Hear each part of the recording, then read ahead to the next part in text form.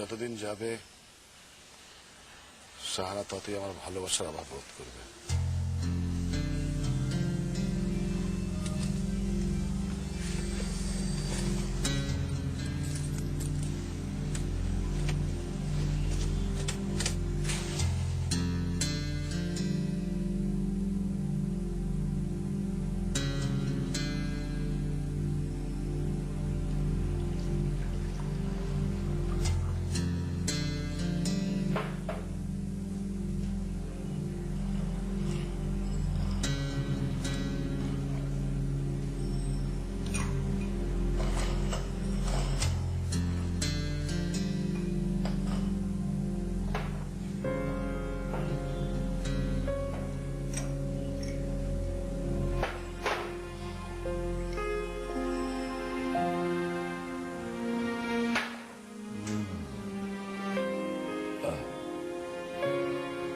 জীবনে তো কত ওষুধই বিক্রি করলাম, কিন্তু তোমার মতো মহৌষধি আর একটু নেই।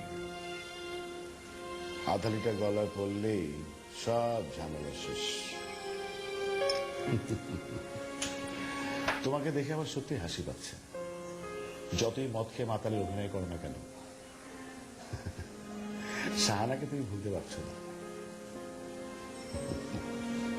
মদ ভালো, কিন্তু সাহারার চেয়ে ভালো না। আসলে তুমি তো সবকিছু জানো, তোমাকে আর নতুন করে কি বলবো। তবে সাহারাকে আমি এখান থেকে একদম আউট করে দিয়েছি। এসব ধুনফুন কথা তুমি আমাকে বলতেছো না। সাহানাকে তুমি মাথা থেকে যে একদম সরাতে পারোনি, সেটা আমি ঠিকই বুঝি। কে বললো তোমাকে? আমি পুরোপুরি সেরে দিচ্ছি। কখনো না। তাই যদি হতো, সেদিন বাথরুমের আজকে লিফটে এরকম হেঁচকি তুলে কাঁদতে না। এই শুধু শুধু বসে ছিল না, খাও না, যত ইচ্ছে তত খাও। আমার কাছে আরো আরো বোতল আছে, খাও।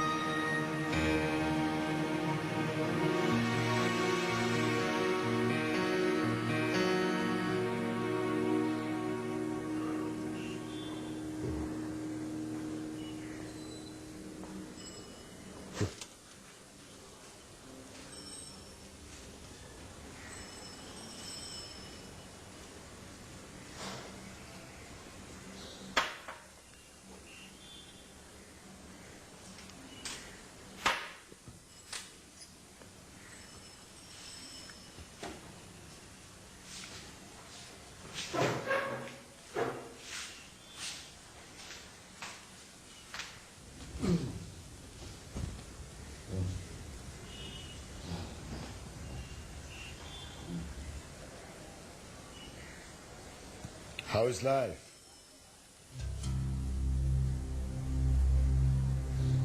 Fine. এত টানা টেনেছ যে দাঁড়িয়ে থাকার ক্ষমতাও নেই। লজ্জা করে না? লজ্জা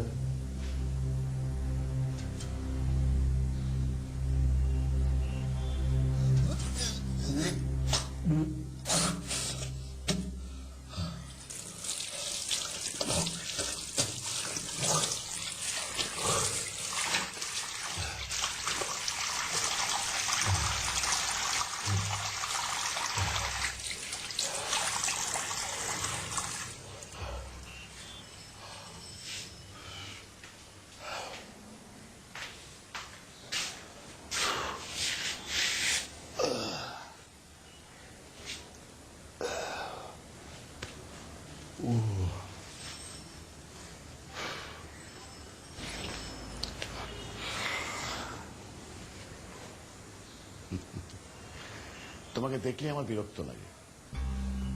কেন? আমি আবার কি করলাম?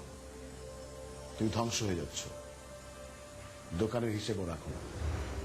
এই সুযোগে কর্মচারীরা চুরি করে সব সাফ করে দিচ্ছে। কে বললো তোমাকে? আমি বলছি। এই বিল্ডিং এর সবাই জানে তুমি মাতাল, তুমি একটা পার মাতাল। দিন দিন ঘাস হয়ে যাচ্ছে, কিছুদিন পরে হবে গোবর। আমি কি করতে পারি? সারাকে ফিরিয়ে নিয়ে আসো। আইনসঙ্গত ভাবে সে এখনো তোমার স্ত্রী, তার সাথে থাকার সব অধিকার তোমার আছে। যাও যাও, কাজে নেমে পড়ো।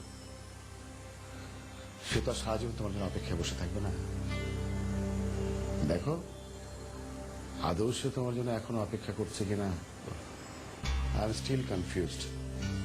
ঢং করো না তো, কি করা উচিত তুমি ভালো করে জানো। না সত্যি জানি না। যে কোনো উপায় হোক শাহানাকে ফিরিয়ে আনার ব্যবস্থা করো। অনেক চেষ্টা করেছি কিন্তু কোনো লাভ হয়নি। বাদ দাও, এসব নিয়ে পরে কথা বলি। হ্যাঁ সেটাই ভালো, আমার খুব খিদে পেয়েছে।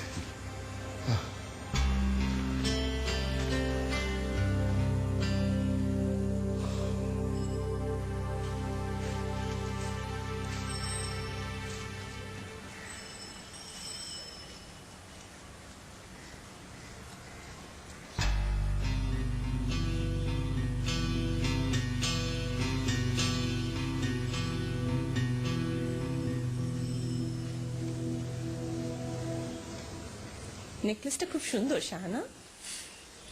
একটু এক্সপেন্সিভ। আমি কিনতে চাইনি, রাফি জোর করে কিনে দিয়েছে।